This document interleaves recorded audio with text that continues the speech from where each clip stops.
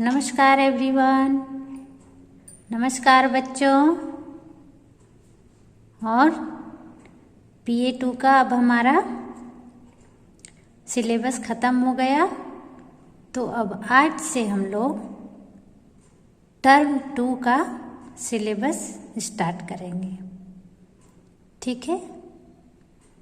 अब स्टार्ट करने से पहले हम एक बार भगवान से प्रेयर करेंगे और उनसे बोलेंगे कि हमारा अब जो हमारा एकेडमिक ईयर बचा है वो हमारे लिए अच्छा हो और हम जल्दी से स्कूल जाना शुरू कर दें। ठीक है। चलिए अब एक बार हम लोग गायत्री मंत्र कर लेते हैं। ठीक है। Let's start. ओम भूर्भुवस्वः तत्सवितुर्वरेण्यं भर्गो देवस्य धीमहि धियो यो नः प्रचोदयात्।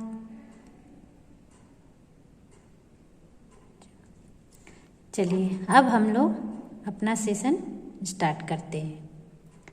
तो हम लोग टर्म 2 में पाठ 12 गुलदस्ता। पाठ का नाम है गुलदस्ता। ये पेज नंबर 87 में है। आप लोग भी निकाल लीजिए अपनी अपनी टेक्स्ट बुक गुलमोहर की, पेज नंबर 87 चैप्टर 12 गुलदस्ता। अब इसमें है, अब इसका जो IBL प्रश्न है उसे हम डिस्कस करेंगे। ठीक है। तो देखिए यहाँ पे लिखा है, किस फूल के पौधे में कांटा होता है? तो ये तो आपको अच्छी तरह से पता होगा। अपने राष्ट्रीय फूल का नाम बताइए, ये दूसरा प्रश्न है। कौन सा फूल ऐसा है जिसका मुंह सूरज की तरफ होता है? तो अब ये सभी का उत्तर आपको अपने आप सोचना है और बोलना है। ठीक है। और इसमें हमें इस पाठ में क्या सिखाया गया है कि हमें मिलजुल कर एक दूसरे का सहायता करना चाहिए और जितनी अधिक हो सके अपनी तरफ से हमें अपनी प्रगति की उम्मीद रखनी चाहिए। और एक दूसरे की सहायता करने से प्रगति की संभावना भी बढ़ जाती है। प्रगति की संभावना का अर्थ है हमें जीवन में आगे बढ़ने की संभावना। ठीक है। चलिए अब हम लोग अपना पाठ को शुरू करते हैं। आज नानी का जन्मदिन मनाया जा रहा है। किसका जन्मदिन मनाया जा रहा है? नानी का। सब लोग उन्हें कुछ न कुछ उपहार दे रहे हैं, किंतु ईशान जब उपहार स्वरूप गुलदस्ता लेकर आता है तो पूरा घर खुशबू से भर जाता है। ठीक है। नानी का जन्मदिन है और जन्मदिन पे सभी लोग कुछ ना कुछ उपहार तो लाते ही हैं। आप लोग भी जब एक दूसरे के घर, अपने दोस्त के घर या अपने संबंधियों के घर जाते होंगे तो आप एक दूसरे के लिए उपहार लेकर जाते होंगे। ठीक है। इसी तरह सभी लोग नानी के लिए उपहार, तोहफा लेकर आते हैं, किंतु ईशान जब उपहार स्वरूप गुलदस्ता लेकर आता है तो पूरा घर खुशबू से भर जाता है। तो कौन लेकर आता है गुलदस्ता? ईशान। उसका नाम क्या है? ईशान। और गुलदस्ता का अर्थ क्या है? कि बंच में बहुत सारे सुंदर सुंदर फूलों का बंच बनाकर आता है। तो पूरा घर खुशबू से भर जाता है और फूलों की जो खुशबू होती है, उससे जो खुशबू आती है, उससे पूरा घर भर गया। ठीक है। अब ईशान, तुम्हारा गुलदस्ता तो बहुत प्यारा है, इसके फूल तो अभी ताजे हैं। ठीक है, वो बोल रहा है तुम्हारा गुलदस्ता तो बहुत अच्छा है, इसके फूल, ये गुलदस्ते में जो फूल लगे हैं वो बिल्कुल ताजा है, मतलब फ्रेश है। ठीक है, चलिए अब नीचे आइए। देखिए नानी जी यहाँ कुर्सी में बैठी है अपना जन्मदिन मनाने के लिए। ठीक है। नानी जी, मुझे फूल बहुत प्यारे लगते हैं और जब इनका गुलदस्ता बन जाता है तब तो इनकी शोभा में 4 चांद लग जाते हैं। वो निशान बोल रहा है, नानी जी मुझे फूल बहुत पसंद है, बहुत प्यारे हैं, और जब इनका गुलदस्ता बन जाता है, जब सारे एक साथ एक बंच में आ जाते हैं तो इनकी शोभा में 4 चांद लग जाते हैं। शोभा मतलब सुंदरता, और 4 चांद लगना वो अति सुंदर हो जाता है। 4 चांद लगना का अर्थ है और भी ज़्यादा सुंदरता बढ़ जाती है, निखर जाती है। ठीक है। फिर ईशान, क्या तुम्हें पता है कि बहुत समय पहले गुलदस्ता नहीं बन पाता था। अब नानी ईशान से बातें कर रही है। ठीक है, अब जो नानी है वो ईशान से बातें कर रही है। क्या तुम्हें पता है कि बहुत समय पहले गुलदस्ता नहीं बन पाता था क्योंकि ये फूल आपस में ही लड़ते झगड़ते रहते थे। नानी ने बताया कि बहुत समय पहले फूलों का गुलदस्ता नहीं बन पाता था, नहीं बनाया जाता था। क्यों? क्योंकि ये जो फूल हैं वो आपस में मिलजुल कर नहीं रहते थे, आपस में लड़ाई करते थे, लड़ाई झगड़े करते थे, तो इसलिए एक साथ वो नहीं हो पाते थे और एक गुच्छे में, एक बंच में गुलदस्ता नहीं बन पाता था।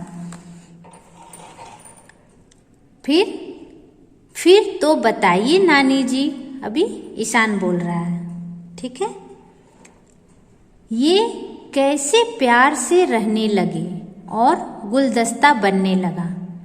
तो ईशान बोलता है, नानी जी अब आप बताइए कि ये प्यार से कैसे रहने लगे, ऐसा कैसे हो गया कि फिर उन्हें समझ में आया कि नहीं, हमें भी प्यार से रहना चाहिए, एक दूसरों से मिलकर रहना चाहिए, एक दूसरों का सहायता करना चाहिए। ठीक है, अब कृपया आप अपने अपने पेज को पलट लीजिए। देखिए कितना सुंदर कहानी है ये, मज़ा आ रहा है इसमें। तो आप लोगों को मज़ा आ रहा है? यस। ये फूल एक ही राजा की संतान है। ये जो सारे फूल हैं वो एक ही राजा के संतान हैं। वो नानी इसको कहानी सुना रही है। किसे सुना रही है? ईशान को। शुरू में एक बार ये सभी आपस में झगड़ने लगे और अपना अपना बड़प्पन जताने लगे। शुरुआत में, जब शुरू में ये सब आपस में लड़ने झगड़ने लगते थे, मिलकर नहीं रहते थे और अपनी अपनी विशेषताओं का बखान करते थे। मैं ऐसा हूँ, मैं तो सुंदर हूँ, मैं ऐसे इस कलर का हूँ, इस रंग का हूँ। ठीक है, सभी जितने भी फूल हैं वो सब अपनी अपनी विशेषता का बखान करने लगे।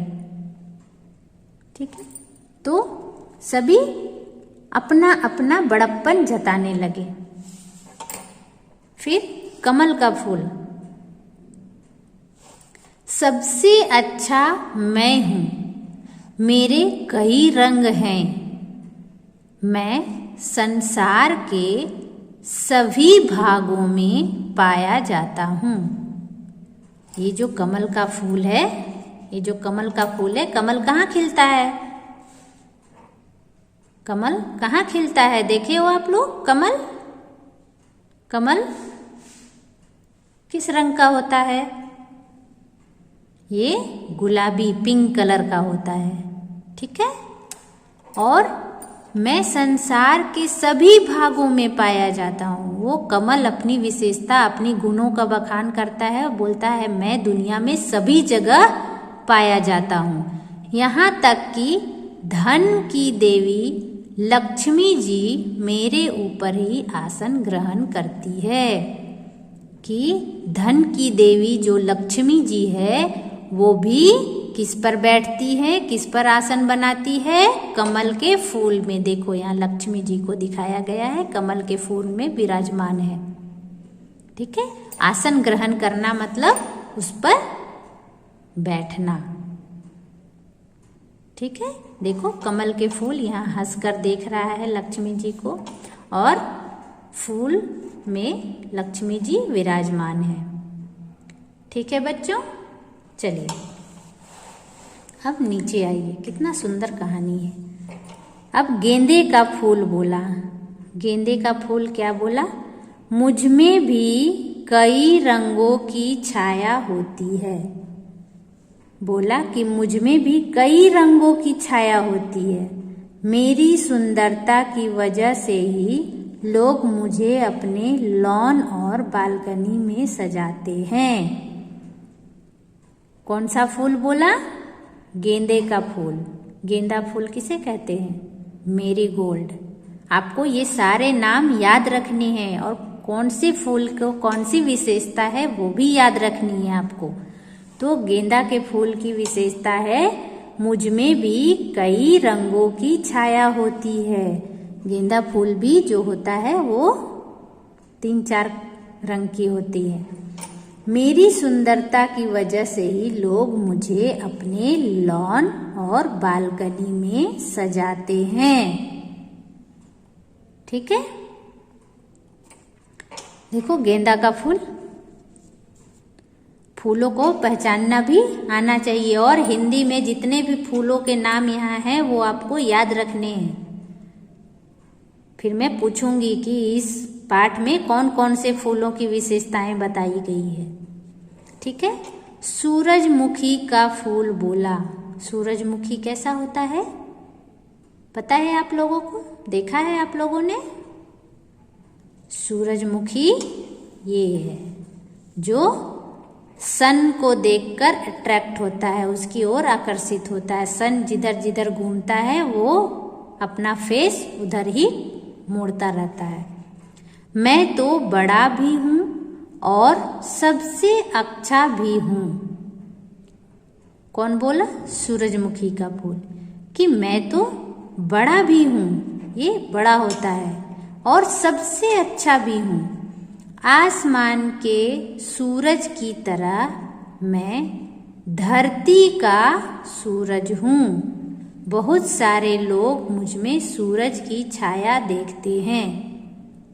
सूरजमुखी का फूल बोला कि मैं धरती का सूरज हूँ। जैसे आसमान में सूरज होता है वैसे धरती का सूरज मैं हूँ और बहुत सारे लोग मुझ में सूरज की छाया देखते हैं। ये देखने में सूर्य ऐसा ही लगता है।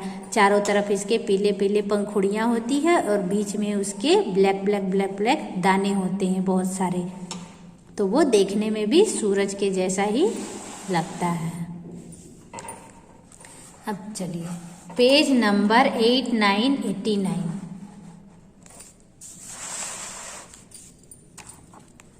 इसमें देखिए अभी कौन सी फूल की बारी आई? गुड़हल का फूल। अब इसकी विशेषता देखिए। इसको आप लोग पता नहीं गुजराती में कुछ दूसरा बोलते होंगे, हिबिस्कस। इसका नाम हिबिस्कस, इसका जो बोटेनिकल नेम है हिबिस्कस से जाना जाता है। सूर्य की कृपा प्राप्त करनी हो या माँ काली की, ये क्या बोल रहा है गुड़हल का फूल, कि अगर सूर्य की कृपा, सूर्य देवता का पूजन होता है या माँ काली की, तो लोग मेरे द्वारा ही इनकी पूजा करते हैं। ये जो लाल फूल होता है उसके द्वारा माँ काली का पूजा होता है। मेरा धार्मिक महत्व के साथ साथ औषधीय महत्व भी है। वो कह रहा है कि धर्म स्थानों पे देवी देवताओं पे चढ़ाया जाता हूँ और इससे औषधीय के में बहुत तरह की दवाइयाँ भी बनती है। ठीक है, औषधि को दवाई मेडिसिन भी कह सकते हैं। तो औषधीय महत्व है, मतलब इससे औषधि भी बनाई जाती है। ठीक है, अब है चमेली का फूल। ये देखो सफेद रंग का चमेली का फूल। मुझे तो पारसी भाषा में यास्मीन कहते हैं। क्या कहते हैं? यास्मीन कहते हैं, जिसका अर्थ होता है प्रभु की देन, यानी कि ईश्वर ने मुझे उपहार स्वरूप धरतीवासियों को दिया है। मैं अपने इत्र और तेल के लिए भी प्रसिद्ध हूँ। ये कह रहा है चमेली का फूल कि मुझे पारसी भाषा में यास्मीन कहा जाता है, जिसका अर्थ होता है प्रभु की देन। इसका अर्थ क्या होता है? प्रभु की देन, मतलब ईश्वर ने उसे बनाया है, यानी कि ईश्वर ने मुझे उपहार स्वरूप धरतीवासियों को दिया है। कहने का अर्थ है कि भगवान ने ही मुझे उपहार के तौर पर, उपहार स्वरूप धरतीवासियों को, धरतीवासी कौन है? हम सब धरती में रहते हैं, पृथ्वी में रहते हैं, तो पृथ्वीवासियों को दिया है। मैं अपने इत्र और तेल के लिए भी प्रसिद्ध हूँ। ये चमेली के फूल से तेल, चमेली का तेल और इत्र मतलब परफ्यूम, ये सारे चीज बनाए जाते हैं। अब है गुलाब का फूल। देखिए, तुम सब पता करके देखो, मैं दुनिया का सबसे खूबसूरत और अच्छा फूल हूँ। गुलाब का फूल कह रहा है तुम मतलब हम सभी को बोल रहा है। हम सब जितने भी धरतीवासी हैं, जितने भी मनुष्य जाति हैं, उनको बोल रहा है कि आप लोग पता करके देखो, मैं दुनिया का सबसे खूबसूरत और अच्छा फूल हूँ। मुझे रिश्तों में प्यार बढ़ाने के लिए जाना जाता है। इससे रिश्तों में प्यार जब हम किसी को देते हैं तो वो हमारा फ्रेंड बन जाता है। इस तरह सारे फूल आपस में झगड़ रहे थे।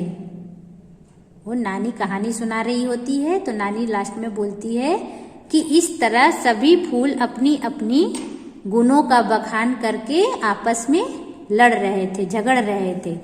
तभी एक परी वहां आ पहुंची। देखो ये परी दिख रही है और सारे फूल यहाँ पे हैं। तो तभी एक परी वहां पर आ गई और इन फूलों को समझाई। बच्चों, तुम सब समान हो। परी जो है वो बच्चों किसे कही? इन फूलों को। ये जो छोटे छोटे फूल हैं, प्यारे प्यारे सुगंधित फूल हैं, इसे बच्चों से संबोधित की है। ठीक है, तुम सब समान हो।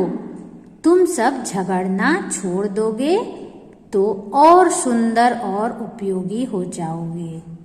बोल रहा है अगर तुम लोग लड़ना झगड़ना छोड़ दोगे तो तुम लोग बहुत ही सुंदर और उपयोगी हो जाओगे। लोग तुम्हें और ज्यादा चाहेंगे, उपयोग में लाएंगे, तुम्हारी महत्व और भी ज्यादा बढ़ जाएगी लोगों की नजर में। ठीक है, तो ये सारे फूल जो है वो परी का। चलिए अब नेक्स्ट पेज में आ जाइए, पेज नंबर 9090। सभी बालक परी का कहना मान गए। सभी एक दूसरे से गले मिले और हंसी खुशी से साथ साथ रहने लगे। सभी बालक, बालक का अर्थ यहाँ पे क्या हुआ? फूलों से।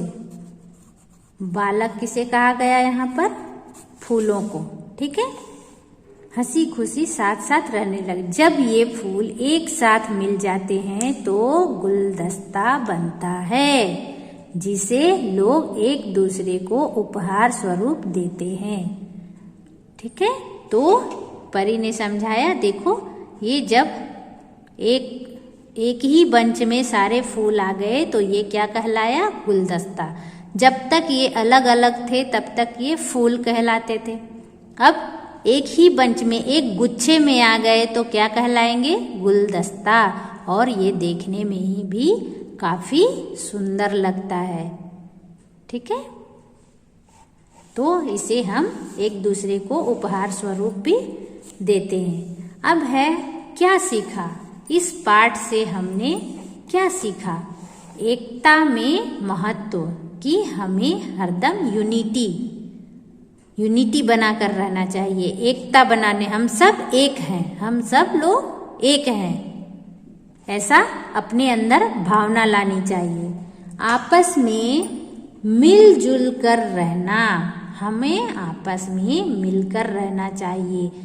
ठीक है, अपने पड़ोसियों से, अपने दोस्तों से, अपने सगे संबंधियों से कभी भी लड़ाई झगड़े नहीं करनी चाहिए।